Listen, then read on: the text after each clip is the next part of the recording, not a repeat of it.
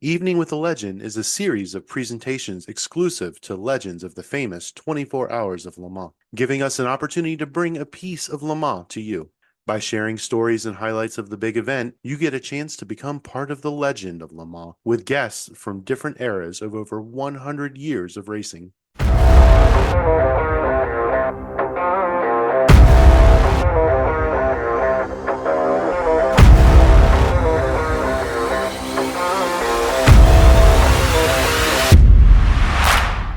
Tonight, we have an opportunity to bring a piece of Le Mans to you, sharing in the legend of Le Mans with guests from different eras of over 100 years of racing. And as your host, I'm delighted to introduce Rob Dyson, who started his racing career in 1974 at Watkins Glen International. And in 1981, he won the SCCA's GT2 National Championship and began racing professionally in IMSA GTO and SCCA Trans Am in 1982. The following year, to support his professional racing efforts, he founded the Dyson Racing Team, which over the next few years grew to be one of America's premier sports car racing teams. From their base in Poughkeepsie, New York, over the course of nearly 4 decades, the team won 19 championships, 72 race victories, started 72 times from the pole, and achieved 224 podium finishes. Among the team's notable accomplishments is a pair of overall victories in America's premier endurance race, the Rolex 24 at Daytona International Speedway. But in 1986, Rob found himself behind the wheel of a Porsche 956 at the famed Circuit de la Sarthe.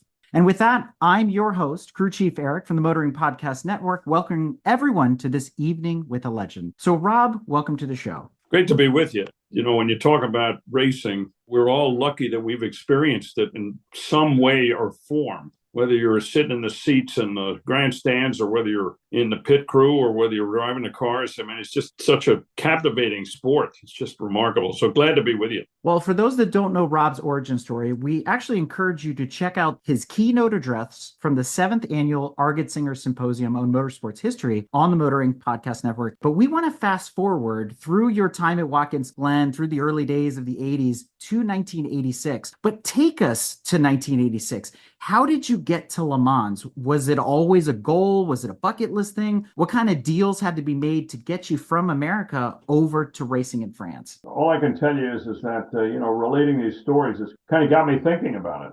I was fortunate. I had good support from my wife, from my family. I consider when I look back at my life, I'm glad of one thing. When I got out of graduate school, I said to my wife, I want to go racing 1 year. I want to understand what it's like out there, which was Chris Economaki's number one question that he asked people during his lecture. What's it like out there? I had worked on cars all my life, and when I got out of grad school from Cornell, I said, well, we don't have kids, so let's just do it. I bought a clapped-out Datsun 510 because I did some research, and Datsun had a lot of speed parts, and I figured we'd get something going there, and we'd be able to get the parts, and we could handle that and get that done. So when I think back on how I would travel to the races in a business suit, I was building a radio business nationally, so I was on a plane all the time, and I'd get off the plane at Portland or at Laguna or something in a business suit. In those days, everybody traveled in business suits, and go to the truck and get into my stuff, and was fortunate enough to be able to do it and feel pretty good about it and do a pretty good job. So the thing that's interesting is that it wasn't on my bucket list, but it got to be that I was driving pretty effectively at the 962, and that's what those guys were racing. So I figured, well, hell, if I can stay up with those guys, in fact, beat a lot of them, including some Le Mans winners, maybe there's a shot for me. So that's what I did. And the thing is that I went over in 85, merely just to kind of take a look at it. And it was there that I got to know Richard Lloyd, James Weaver, and I got to know one another in 85. James did a race for us in 85. I couldn't make the race down in Atlanta, so he and Price did the race in 85. So I met Richard Lloyd, and we just struck up a friendship and started talking. But I was interested to see the Le Mans thing and kind of get a handle on it to see what it's like. And then the next year, I talked to Richard, and I said, Richard, what can we do? Do you have an opportunity for me? He says, yeah. He says, why don't you plan on doing Silverstone, which generally happened 2 to 3 weeks before Le Mans, maybe a month. Then you did Le Mans and then Spa. I said, gee, that'd be great, but I don't think I have the time to do all of them. So why don't we try to just do Le Mans? So we started talking about it, and we worked on it, and off we went. And at the end of the day, Richard rolled out a 956 that he had raced with his guys over in the World Championship over in Europe, and that's what got me in the car. It was merely curiosity, and then Richard saying, why don't you hop in and do it? And I felt confident that I could do it. So you said you wanted to go over there and check it out and see what it was all about. That first impression, what you imprinted on when you got to Le Mans, how different was that than racing in the United States? What was your impression of Le Mans when you first got over there? Well, I never raced at Silverstone. I didn't go there. I just went to Le Mans. But Richard wanted me to run at Silverstone to get used to driving the car and all that. And that was the old configuration of Silverstone. It's changed significantly since. No, I went over to Le Mans, and what I was impressed with was that, these were cars from all over the world, very exotic teams, a lot of drivers I'd never even heard of, guys that were really quick too, by the way. And I got to see how the Porsche factory ran their deal, the Jaguar guys, how they ran their deal. Because remember, we were running sort of against Holbert, we were running against the Porsche factory in the US, and then we were running against Jaguar in the US as well. So it just gave me an appreciation for how the dynamic and what you need to do to get the deal done. But in 85, Richard, his car finished second to Yost, and they probably would have won the race, but they had a false reading on a sensor. And so they had to back off the car a little bit, and they came in second, but they were running up front the whole entire 24 hours. But the thing is that when I got to 86, it was just, I had a better feel for not only the people, but I also had a better feel for what it entailed. Because while I was there, obviously I got a small scooter, borrowed it from Richard, and just kind of rode around the circuit before the racing started and kind of get a feel for it. So I had a chance to kind of look the place over. I said, well, let's try it. So that's what we did. By doing that sort of, let's say, hot lap on a Vespa there, did you find any of the corners suddenly like, ooh, that's going to be tricky, that's going to be tough? It wasn't a particularly daunting track. I mean, the corners were the corners, and it was a long track on a lot of roads. And I felt, well, okay, this all looks sort of familiar, when you read the magazines and you see the layouts and all that. I mean, I understood from the year before that the Mulsanne Straight's pretty long and the cars go pretty quick.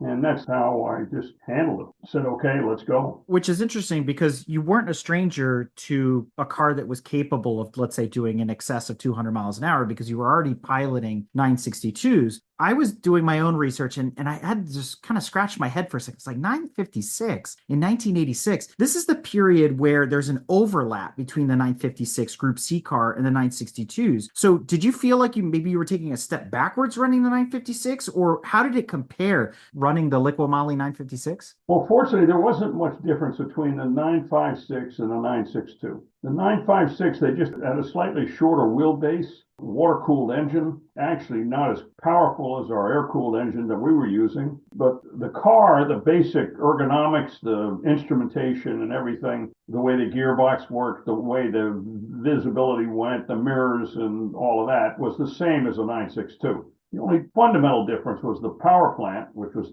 different, and also the wheelbase was just a little shorter because John Bishop said you're going to put the driver's feet behind the center line of the wheels. In the 956, your driver's feet were slightly ahead, which when I got in the car for the first time, Price said, remember, this is a 956. It's got a shorter wheelbase, so if it looks like you're going to hit the wall, pull your feet back, which, I said, I'll keep that in mind. Was that the first time you got to drive a 956? Was that outlap going into your first practice round at Le Mans, or had you had experience with the car prior to that? No, that was it. Doing a lap at speed versus doing it on a scooter, did it all come together for you? Did it change your perspective of Le Mans, especially coming down the Mulsanne at over 200 miles an hour and braking zones and learning a new car? What was your takeaway at that moment? Well, one of the things when I first started out, I went around a very slow lap. And then I started to pick up the pace on the Mulsanne, which at those days was virtually straight, except for the kink at the end. It had a slight hill and a slight kink going into Mulsanne corner. They had these signboards saying 3, 2, 1, and an arrow saying turn. Well, okay, I absorbed that, but I didn't absorb it enough to realize it at speed. So I was going 3, 2, 1, okay, I got to turn. Well, I realized that the Mulsanne corner was still another tenth of a mile further. And I almost wrecked the car. I literally almost wrecked the car. How I saved it, I have no idea, because I was downshifting, getting ready to turn, and there was all it was guardrail. And I said, "Holy shit! Wait a minute." That was a quick tutorial to say, "Look, you got to master this part of the racetrack." One of the questions that we got from the crowd, and Terry asked, how does the strategy differ when approaching a 6, a 12, and a 24-hour race? And obviously, you came to Le Mans with Daytona already on your resume, but the lap at Le Mans is so much longer. So, what type of strategy did you have to implement as a driver to keep your cadence throughout your entire stint? A couple things. One is that Reinhold Yost came up to me and I asked him, I said, "Hey, what any hints about Le Mans?" He says, "Do not touch the curves. The various curves on the corners, don't touch the curves." Brian Redmond said that when you go down to Mulsanne, go down as much as you can or as long as you can in the center, especially when you come up over the hill, because you don't know what's going to be there and you want to make sure you can go either left or right if there's something in the middle. Funny thing about the Mulsanne straight is it gives you a lot of time to think. And that was one thing that Derek Bell said. He says, "Don't let your imagination get away from you. You got 60 seconds with your foot to the floor. Just don't think about it." And that took me a little while to think about it, and especially during the race when it was starting to rain. Stuart asks, you mentioned Bell, Redmond, Yost, all racing Porsches for various teams. Of all the drivers with whom you spoke, who gave you what you would consider the most comprehensive, honest, or best advice? July 4th, that was when IMSA was racing at Lime Rock. Everybody that was going to do Le Mans had to get down to Kennedy Airport to fly out on Sunday night to get to France and get down to the racetrack for the Tuesday inspection. And you had to be there. You had to sign in. Fortunately, we had a travel agent, in fact, Marion Champlain, who started with us and started a huge catering operation that he's since retired from racing. Marion was a travel agent. She set up all the logistics. She hired small planes to fly us down to Kennedy Airport so that we could make the Air France flight. And there must have been about 15 of us that were doing Le Mans. Goes to show you how times have changed. Landed, planes taxied up to the jet. We got off and went up the stairs to get on the plane. When I was flying over, Brian Redmond came over to me, and I wish I'd kept it. He handed me a 8.5 by 11 pad with his advice as to how to race Le Mans. I devoured that. In fact, I read it, and I gave it to Cobb.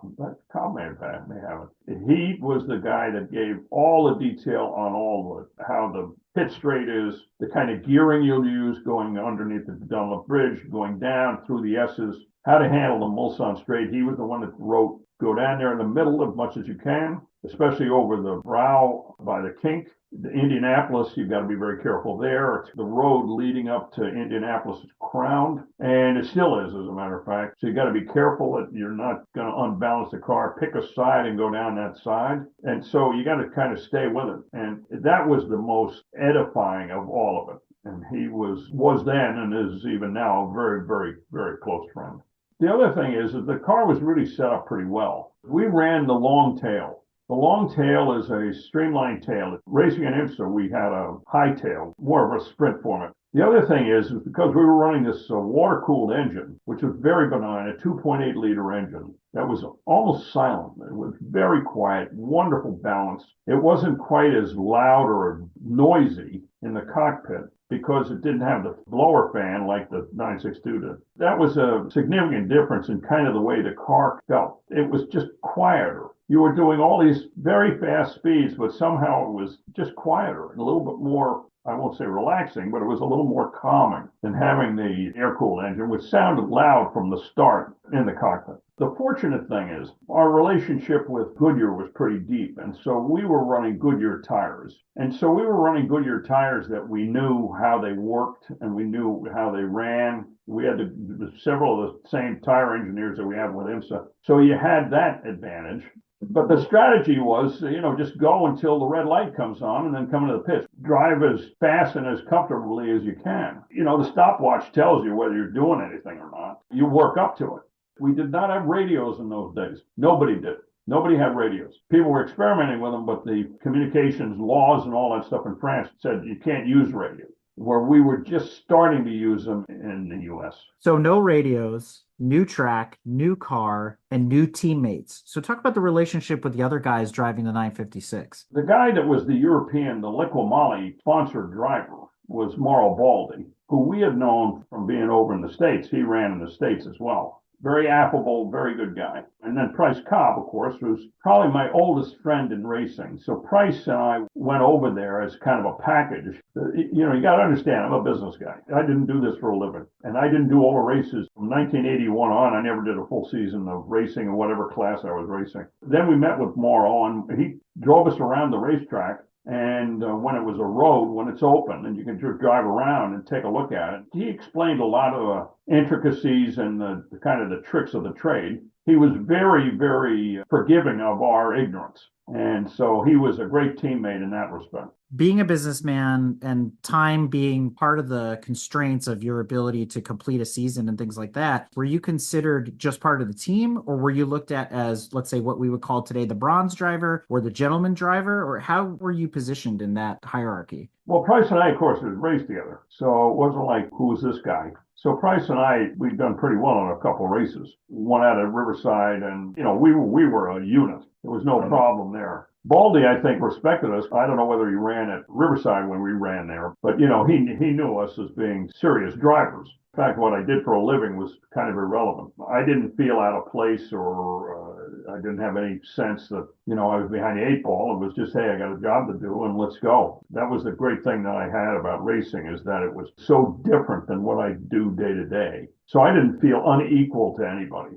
When you come in from your stint and you have an opportunity to download with one of the other drivers that isn't running, what would you guys talk about? What kind of information were you sharing? Because obviously you had this 2 hours or however long you were out there where you had no communication. What kind of information were you downloading back to the team and to the drivers? In those days, that was the state of the art. So in other words, you weren't coming from any flaw or anything. The other teams didn't have anything on us. Even the Porsche guys, they were suffering from the same, couldn't download all the information on the way the car was performing. But I think the main thing that we talked about was just how you handled the mechanics of the car. Shifting, brake points, feel of the car. That was the biggest thing. Margie Smith-Haas writes, given the brakes had such a long time to cool off during the car's trip down the Mulsanne Straight, and then the hard braking heat up for the Mulsanne corner, did you need to lightly drag your left foot on the brake before hard braking to warm them up? Or did you experience cracked rotors as a result of the extreme heating and cooling? No, but during the race in those days, you changed brakes. Definitely changed pads. Nowadays, they don't even do that, or they rarely do it. Carbon brakes and carbon pads and the technology they brought to bear on it. And we were present when we were doing that early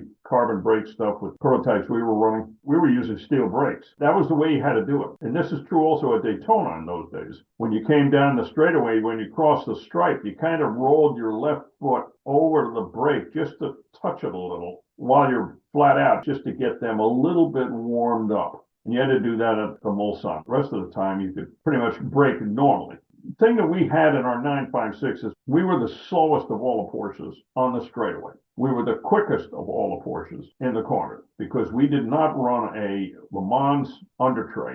We ran a sprint racing under tray. So while we were slower down the straight, we had better traction and better handling through the corners. We were running times that were equal to the guys that were running far ahead of us. And it was one of the reasons why we were able to make up so much time when we slipped down on these different maladies we had. But the braking, that's a great question. But even braking has changed now. There's no degradation in the braking now because they've made the technology so good. Margie also writes, I was advised to drag the brake when I drove an 84 in the Group B 930, and competitors were having to pit to change their brake rotors all the time. Yeah, it was a common thing. We did it at Daytona. That was one of the things that we spent a lot of time developing the tools to enable us to squeeze the pads back to get new pads on. And heaven help you if you got to replace the actual discs itself, because that took a lot longer. Nowadays, they have click in. It's literally a quick disconnect. They can disconnect the calipers, pop the whole setup out, and then put the new setup on. I saw that. In fact, I think I saw that at Watkins Glen. The Porsche did that just this past weekend. So you mentioned the rain, and we've talked many times before about the variable weather conditions at Le Mans. It could be sunny on one side and a downpour on the other. It's just so big and so spread out. It just happens to have its own interesting microclimate. Your year, 86, it rained quite a bit. This year, at the 101st anniversary of Le Mans, Mans in 2024, it rained quite a bit as well. But they didn't have safety cars holding up the show in 1986. So what was driving in the rain like at Le Mans? What did it teach you about your driving? Was there anything you took away from it? Well, there wasn't much because that year we had a lot of weather changes. It didn't rain hard, but it rained enough. So that was whatever you learned, you couldn't impart on anybody because, you had to go out and experience it yourself. Pretty straightforward. I mean, it was going to be a long race and you just got to make sure you preserve the car. Don't wreck anything. That's a common theme amongst a lot of the drivers we spoke to, is this idea, this concept of mechanical sympathy. And not every driver is maybe as sympathetic as another one, but the goal is to maintain that consistent lap time from one driver to the next, and the car has to survive. Winners bring it home at the end of the day. If it breaks somewhere in between, that's a failure. Ironically, that is the fundamental difference between endurance racing now and endurance racing then. Nowadays, the cars don't break. If you take a look at all the cars that started the Daytona race, Sebring, Le Mans, any of the long distance makes races, Silverstone, the 6 hours of Watkins Glen, Petit Le Mans, cars don't break anymore. And that's as a result of a whole lot of things, one of which is a lot of computer driven and computer measured fuel, incredibly well-built products that are put in the cars. The cars are built better now. The other thing is that the gear shifting is all done by paddle shift, and the paddle shift is all computer controlled, which means that if you're going along the Mulsanne Straight, nowadays they're going about 210 maybe. The Jaguars were going 240 when we were racing. We were going about 220 to 222. But the thing that is different about it now is that they have the ability to not miss a shift. They don't miss a shift anymore because the computer won't it's a wheel speed thing. The wheel speed catches up to the speed of the car, and that lets the gear shift go down. All of that is completely different. In our deal, it was a 5-speed, and off you went. Fortunately, with the Porsches, it was one of the great characteristics of it is that they were synchro gearboxes. The negative of it was, particularly street courses in IMSA, you couldn't quite get the shift quick enough. Whereas the guys with straight cut gears like Hewland and the Jaguars and a lot of the other guys, they could just jam the gears a lot quicker. But in our case, we had to make sure with all the dog rings and all the things that make a synchronized gearbox synchronized, you had to be careful with that. But that is the fundamental difference between racing now and racing then. So I'm glad you brought that up. Your thoughts on the 963 in comparison to the 962 and the 956? Well, it's typical of Porsche. I mean, they take it very, very seriously. I think having it under the aegis of Roger Penske also helps. They spent the budget on the car. The cars are clearly good. They're clearly reliable, but they worked an awful lot on that. Those cars are incredibly complex. They have hydraulic front brakes and electric rear brakes. That all has to be coordinated. In our deal, they were mechanical, fluid pushed braking all around. Now it's fly-by-wire is a big factor. And the hybrid is another thing. Plus, the cars are a lot heavier. At the end of your personal run in 1986, walk away from the event, from the car, what were your thoughts? How had your impression of Le Mans changed after being behind the wheel, going through all the weather conditions, all the things that you experienced while you were there? Well, that was, it's kind of funny. The thing that happened to us was Mauro Baldi got sick. He got sick after his first stint. He was sick, actually, when we met him. And then during the night before the race, he was in really bad shape. He got in the car and ran the first stint. And from then on, we didn't see him until the end. He didn't drive with us at all. He did no driving after his first hour and a half stint in the car. So it was just Bryce and I, kind of back to the old days. It was one of those things where we were just able to just run the car, just he and I. The most important thing about Le Mans was we survived it. Joe Gardner was a real up-and-coming talent.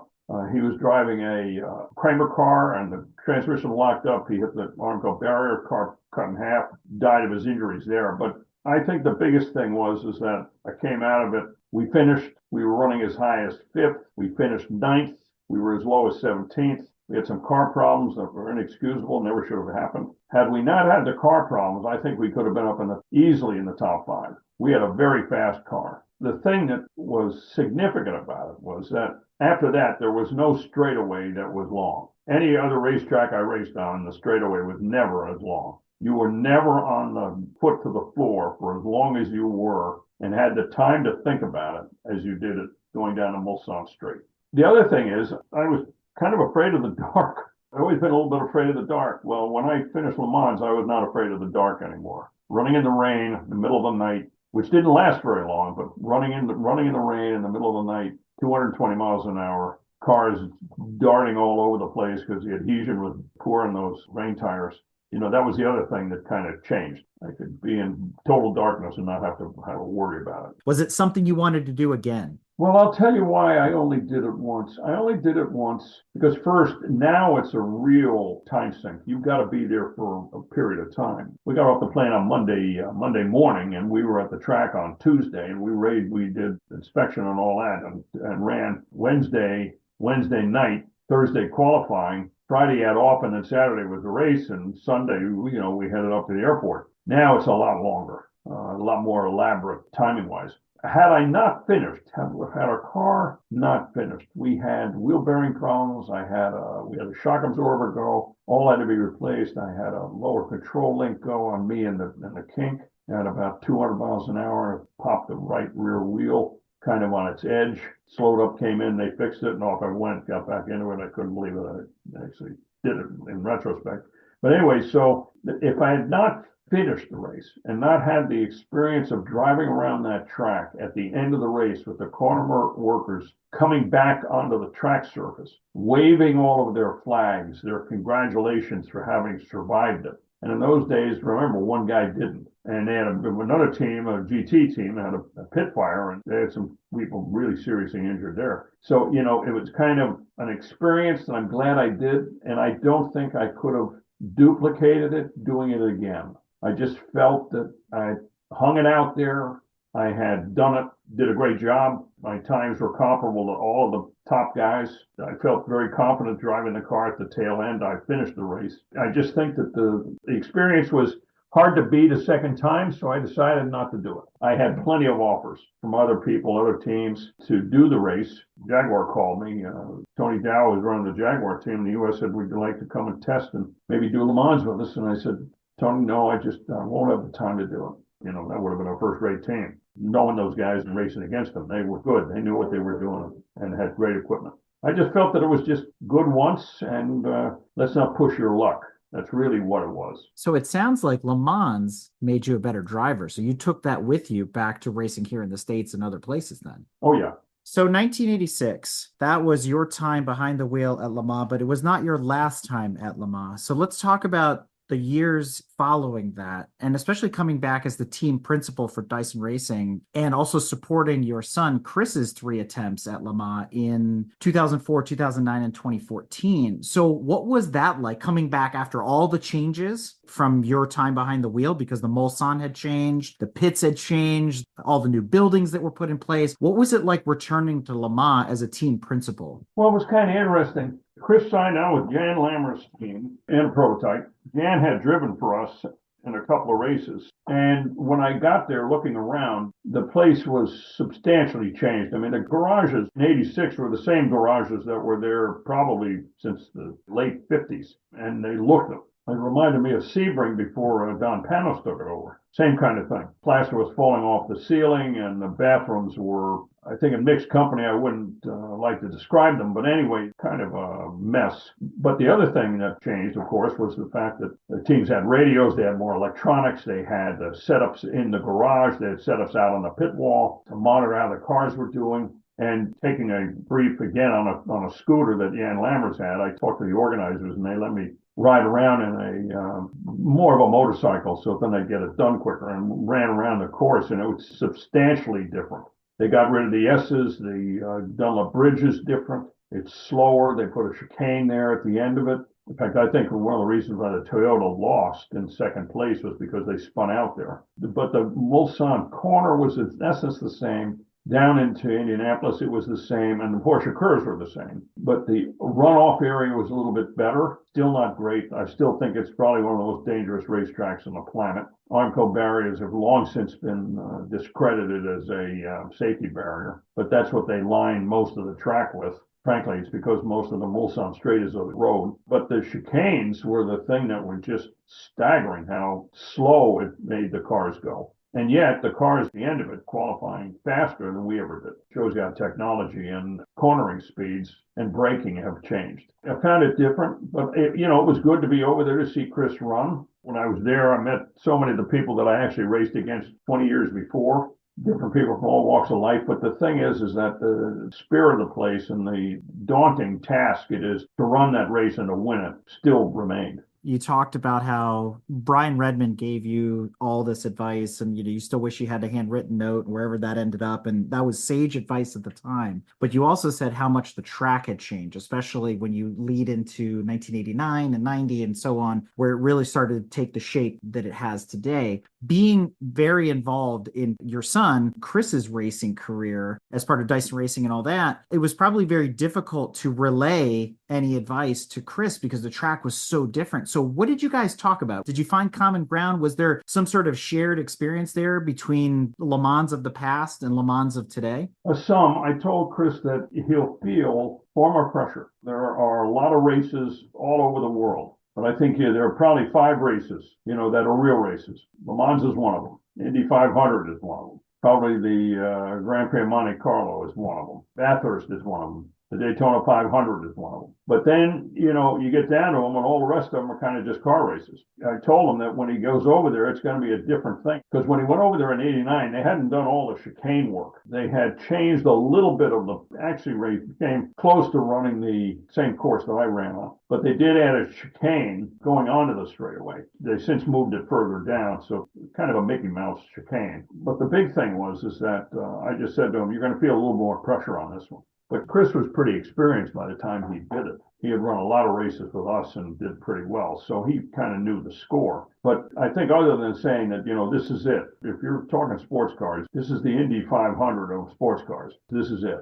To do well at it and to finish it is really important. And that's the one thing I told him, to get with his guys. And so then everybody knows they're not a hero, that everybody has to hand over the car in good shape between one driver and the next. Because if you got some guy, wrecked third gear, pretty soon second or fourth is going to go. And in those days, he was shifting. It wasn't paddle shifting those days. One of the questions that comes up from the crowd quite a bit is if you could pick any one of the current 2023 or 2024 season Le Mans cars from any of the classes, and let's say you could get behind the wheel tomorrow and turn another lap at Le Mans, what would you choose? Would it be the 963, the Ferrari, one of the LMP2 cars, something else? Well, clearly, I think I could probably get into the Porsche probably easier because they know who I am and they know my record with working with them. I'll tell you, the Ferraris are pretty damn impressive. The Toyota cars are superb as well. I'm not taking anything away from the Porsche guys, but those Ferrari guys, they were really hooked up. And what was interesting about all those guys that were running the 2 lead Ferrari cars and then the non-works car, they were all GT trained. They were not open wheel guys that came down to race. They were all guys that started factory programs in GT cars. That's what so impressed me about the fact that these guys, they were flying. I mean, all of those guys were really running hard. Again, they were running hard because they could. They were running hard because they made it possible to be able to run a car consistently harder all the time than it used to be, for all of the reasons I mentioned earlier. And that Ferrari, clearly, it's pretty cool. I think it's one of the striking cars racing out there. It'd be interesting to see what one of those is like, but clearly, that was then, this is now, and 50 years later, we're still doing it. While I'm not doing it personally, driving that is, which was a lot of fun. I enjoyed all of it. To be a part of it still through Chris and now through my grandsons that are both starting to do some racing. Go-karts, fortunately, at this point. 7, 8 years old, it's kind of like, it's like Ted Williams. He'd like to think he could hit a home run against major league pitching at the age of 75 or 80, but the reality of it is by the time you're swinging, the ball's already gone into the catcher's mitt. Which actually leads into a great sort of closing question. Rob, let's just say somebody walked up to you, maybe at the Glen or one of the other tracks that, you're still frequenting, and says, hey, I heard you drove at Le Mans, but I don't know anything about it. I want to learn more about the race. Why should I either go all the way to France to see it, or why should I tune in to watch it on TV? What would you say to those folks? Well, I think because it's Le Mans. I mean, after the Indy 500, I think it's one of the oldest continuously run races in the world. I mean, there's a tradition, there's a history. I mean, the Bentley boys started in, the mid to late 20s. I mean, they were running cars at Le Mans in the teens. It's the tradition of the thing. The other thing, I think, it's all the resources that everybody puts into it. Porsche made their name and made their reputation running and winning Le Mans. They are masters of having done that well. And it was a part of their corporate objective every year that we are going to win Le Mans. And that's part of it. The tradition, the competition, everybody brings their best stuff to Le Mans. Before we close out, I would love to turn the microphone over to ACO USA President David Lowe for some closing thoughts. Well, again, Bob, I certainly want to thank you on behalf of all the members. We certainly appreciate your time and look forward to you attending one of our live events as a legend. That'd be great. I'd be honored to do it. It was long ago, but when you start thinking about it, all I can tell you is that I'm really honored to have been able to do the racing that I was able to do. It's an honor to impart what I've learned to people, and I'm really honored that you asked me, Eric. I really appreciate it. And thank you, Rob. And I do want to turn the microphone over to Bob Barr, past president of the Society of Automotive Historians and a member of the International Motor Racing Research Center that helped co-sponsor this evening with the legend. So, Bob? 40 years ago, I was a brake and suspension mechanic in lowly G production, SCCA, which doesn't exist anymore. So, Rob, I found a lot of your talk really fascinating about the brakes. Just a thank you to Rob, Dave, and Eric for putting this on. This is a real treat. Thank you all. During his 21 seasons as a professional racing driver, Rob Dyson drove in 92 races, scoring 4 overall race wins, including the 1997 Rolex 24 at Daytona, and a total of 18 podium finishes. Rob continued to compete episodically in professional racing through 2007, and today remains active, driving his collection of vintage Indy cars in a variety of demonstration events. He was named chairman of the board of the directors at the Indianapolis Motor Speedway Museum in 2021, following a decade as a member of the board, and he is guiding the institution through its $89 million transformation and renovation and charts its future path as the repository of history and related artifacts of America's oldest active and most storied racing facility. Rob is still involved in the Dyson Racing Team and supporting his son's efforts and his grandsons, and so look forward to more things coming from Rob in the future. And on behalf of everyone here and those listening at home, thank you for sharing your story with us. And we hope you enjoyed this presentation and look forward to more Evening with the Legend throughout the season. So, Rob, thank you again for coming on. And we appreciate you sharing your time and your stories. Thanks, everybody. It was an honor to be here.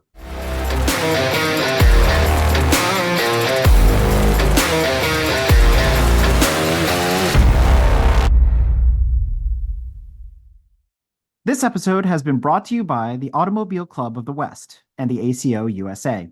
From the awe-inspiring speed demons that have graced the track to the courageous drivers who have pushed the limits of endurance, the 24 Hours of Le Mans is an automotive spectacle like no other. For over a century, the 24 Hours of Le Mans has urged manufacturers to innovate for the benefit of future motorists, and it's a celebration of the relentless pursuit of speed and excellence in the world of motorsports. To learn more about or to become a member of the ACO USA, look no further than www.lemans.org. Click on English in the upper right corner, and then click on the ACO Members tab for club offers. Once you've become a member, you can follow all the action on the Facebook group ACO USA Members Club and become part of the legend with future Evening with the Legend meetups.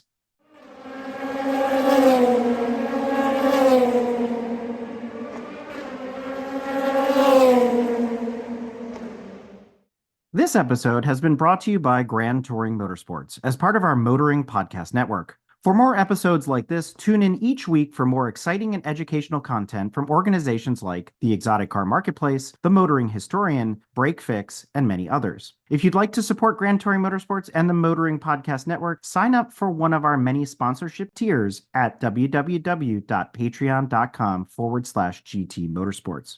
Please note that the content, opinions, and materials presented and expressed in this episode are those of its creator, and this episode has been published with their consent. If you have any inquiries about this program, please contact the creators of this episode via email or social media as mentioned in the episode.